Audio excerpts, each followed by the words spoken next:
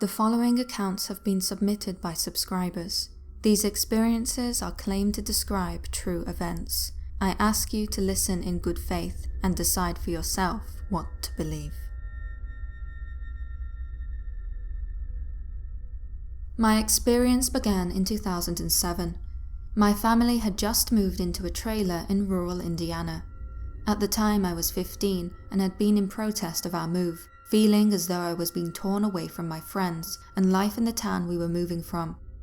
From about October to December of that year, I delayed enrolling at the school and stayed at home in a bout of depression. During this time, I had vivid dreams of a girl. Each time she was in a car that had recently crashed and was screaming for help, begging me to help her. I ran and ran towards the car in my dream, but it was like my feet were stuck in the mud. The dreams were so real that I can remember every detail of them to this day. Once I began attending the local high school, I started dating an older girl and would frequently ride with her to school in the morning. One day, as we were riding along one of the country roads, I had her pull over. I had begun to feel immensely ill and needed to vomit. After I did so, I asked her to drive me back home, which she did. Yet, not 5 seconds after we turned around, I noticed something I hadn't before in her car. Hanging from the rearview mirror was a memorial picture of a girl. The girl from my dreams. My blood went cold, and I am sure that my already pale skin grew even paler. I began to tear up. My girlfriend noticed my physical discomfort and asked if I was okay. I snatched the photo from the mirror and asked who the girl was. A little scared by my sudden franticness, my girlfriend told me that it was a close friend of hers who had died about 2 months before I started going to school. She told me that she had been in a car accident. I asked her if she recalled me telling her about my dreams, and she finally put 2 and 2 together. We were both shocked. It turns out that the girl who had passed away in the car accident had lived in my house, in the same room as me, and had moved out with her family only a week or 2 before her death. Over 6 months passed. During that time, me and my girlfriend broke up. My older brother and I also switched bedrooms, for he had a friend who moved in with us, as he and her started attending the same college, and I had the larger room. It was during these months that noises began to be heard about the house. At first they were minor and did nothing to terrify us. Once, when I was still in my original bedroom, I thought I heard a girl laughing. Almost 3 months after my brother's friend moved in, I was awoken when her and my brother burst into my room. Together they explained that they had heard a girl laughing in the bedroom. They were both visibly shaken. I remember we all kind of slept sideways in my twin-sized bed that night. A few more months went by and his friend moved out due to some personal reasons. My brother immediately demanded that I switch rooms with him again, which I did.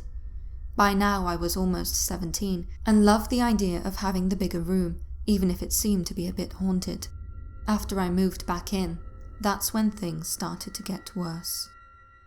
Every night it seemed that my closet door would open by itself. Sometimes I would place a clothes basket in front of the door, just in case it was a draft causing it, but the door would still open. The basket moved away from it. I began to wake at 2:55 a.m. on the dot every morning, something that had never happened to me before.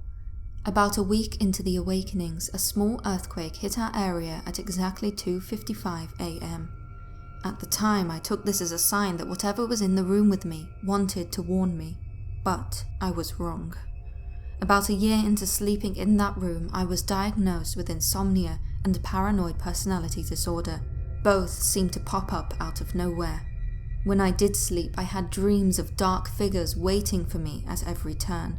My parents thought it was the PPD, but I knew it wasn't. It was something to do with that house, that room. To make matters worse, my brother had moved out the previous year to get out on his own, so I felt alone in this. I couldn't help but think there must have been a good reason why he was so keen to swap rooms again after his friend moved out. Then, one day, out of nowhere, the dreams stopped. Everything was normal again. During this period, I became a father, graduated high school, and soon started working to support my son. Things stayed quiet like this for about 2.5 years. I worked a lot and only stayed home on occasion. For a time, I moved out on my own. Whatever lurked in that house couldn't reach me when I was away. I truly believe that whatever this entity was, it thrived on emotional manipulation, with me as its target. When I was away, I was relatively safe. Eventually though, I had to move back in with my parents. This is when things started picking up again and came to their climax. One day, I was approaching the house with my son holding his hand. My mother rushed outside to greet him, and we all came in and settled in for his visit. It was then that he asked me, "Daddy, who was that girl?" I asked him, "What girl?" And he said there had been a girl at the door. He told me that she had waved at me through the glass screen door. I immediately thought he meant my mother, as there was no other girl in the house, so I ignored it at the time. Now, in hindsight, I am not so sure what he saw. After that time, I continued to experience strange things in the house. They seemed to intensify, morphing from strange sounds, even strange sights, to physical encounters. I started dating a young woman who moved in with me after a few months of dating. My room was being carpeted, so we were sleeping on a pull-out couch in the living room.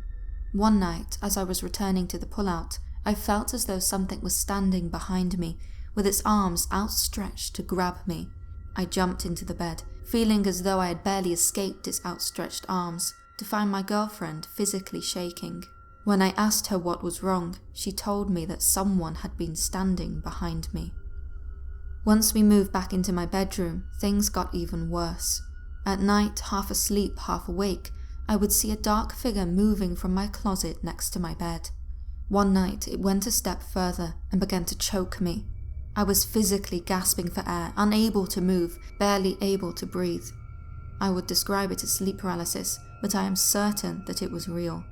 My girlfriend woke up, suddenly sitting up, knocking whatever the shadow was off me into the darkness. She had seen it too, but unlike myself, she was wide awake. Unless we had both hallucinated the same thing, I have no choice but to conclude the dark shadow was really there. Afterwards, we left the trailer, just as my brother moved in with his boyfriend. About a year or two later, they told me about their experiences. After I left, things got even worse. The bathroom light would flicker on and off each time they went in there. If my brother acknowledged it and asked it to stop, it only got worse. They experienced physical attacks. My brother's hair was pulled. He even had something grab him as he reached into his closet to get a shirt. One night, they heard sobbing coming from my old bedroom. When they opened the door, a shrill screech sounded out. The closet door flung open and the scream continued. They told me that it sounded like nails being dragged against the wall. The sound circled the room and then out the window. After that, the activity stopped. They moved out soon after when my father left the house as well.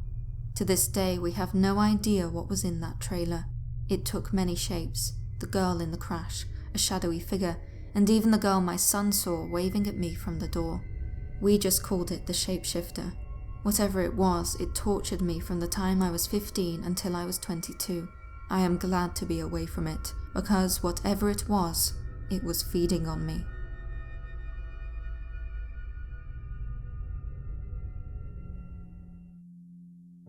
I was born in 1979 in New Mexico. Growing up, I had my sister, Jessica, who was 18 months older, but I remember seeing another child with us.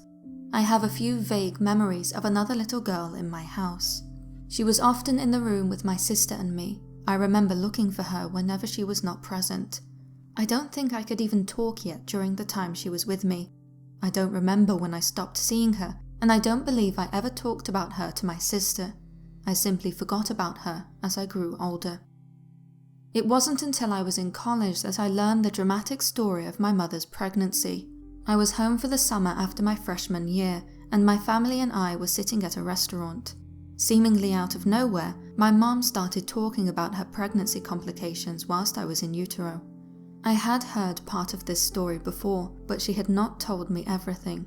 She went on, recalling that when I was about 4 months gestated, she and my father had gone on a fishing trip, and she started hemorrhaging badly. My dad raced her to the hospital, talking to the police on his CB radio to alert authorities about this emergency. After they arrived and my mom was evaluated, the doctor told her that she had miscarried and nothing else could be done. I had no heartbeat. They scheduled a D&C to remove any remaining fetal tissue, and my mom was sent home to mourn and wait a week until the procedure. A week later, my parents returned to the hospital. Just before the procedure, the doctor was examining my mom and found a heartbeat. It was faint, but it was there.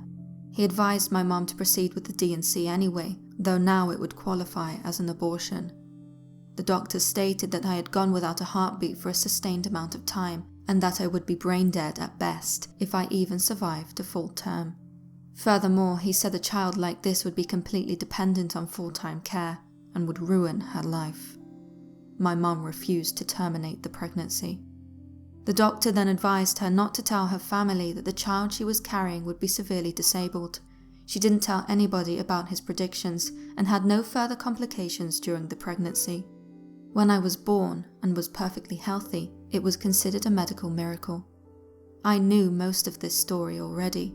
What I didn't know, and learned while sitting in that restaurant, was that my mom did miscarry.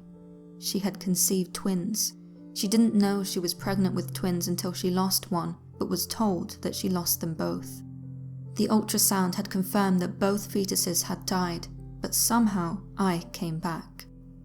These missing details made so much sense to me, the little girl I remember seeing and searching for, and perhaps even why I've seen and experienced otherworldly beings and phenomena my entire life. I've been to the other side.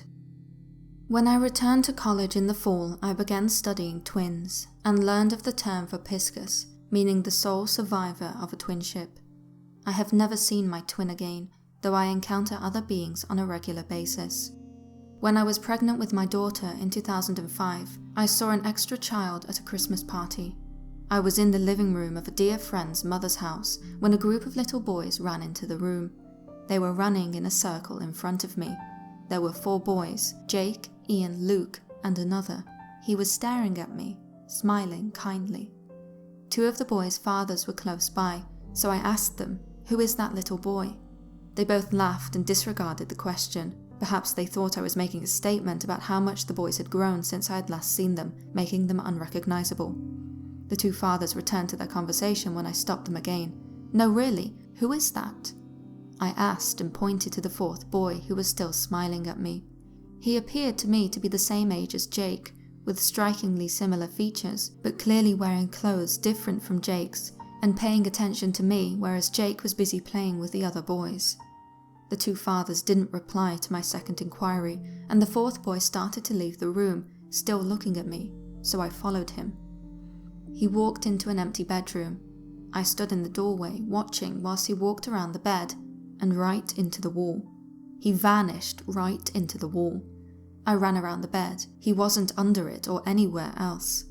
I am certain that I felt an energy shift in the room, and after a few moments I returned to the party without saying another word about this extra child. For the next few days I pondered this extra child and thought of the girl I grew up seeing, that I learned was quite possibly my twin. Perhaps he too was a missing twin.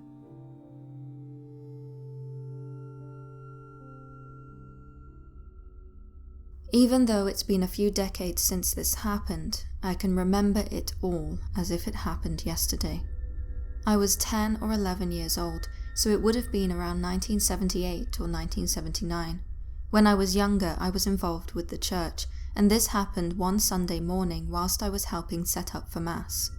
I was the only one in the building when I heard a loud bang coming from the choir loft at the other end of the building.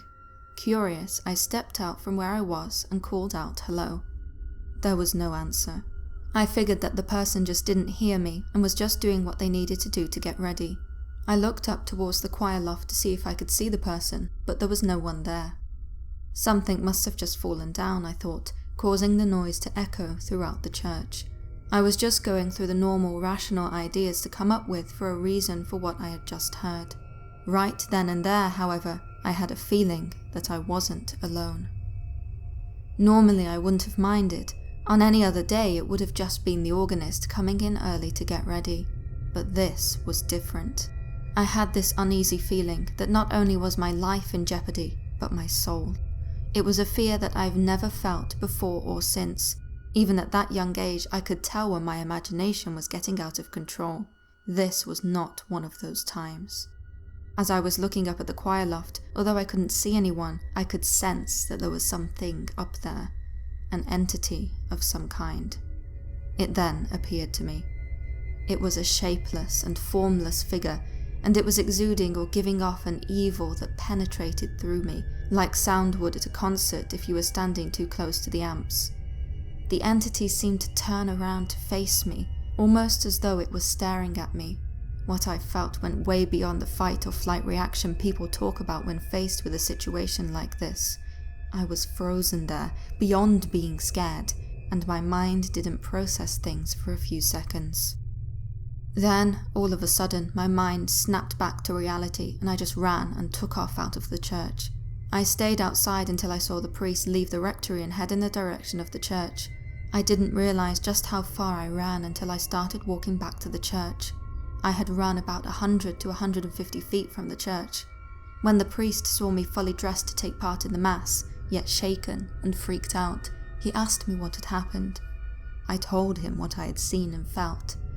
I asked him if he knew of anybody else having a similar experience, but he didn't give me a straight-out confirmation or denial. Instead, he tried to reassure me that it was probably my imagination, that it was an old church and it might just have been something falling or something mechanical. Yet, I had and have been in that building long enough to know the sounds of the mechanical devices when they kick on and off, and as I said, I know when something is my imagination and when something isn't. My imagination wouldn't have given me that life-threatening feeling, or the very real sensation of being able to tell that there was something giving off such evil that it reverberated throughout my body. I've always been a skeptical person, even at that young age. I never let my mind get the better of me. I've never lost my faith in God and his advisory, and I feel that that's what this was, some kind of evil spirit or demon. Since that day, whenever I went into that church again, I've always made sure that there would be someone else there, so that I wouldn't have to come across that thing again.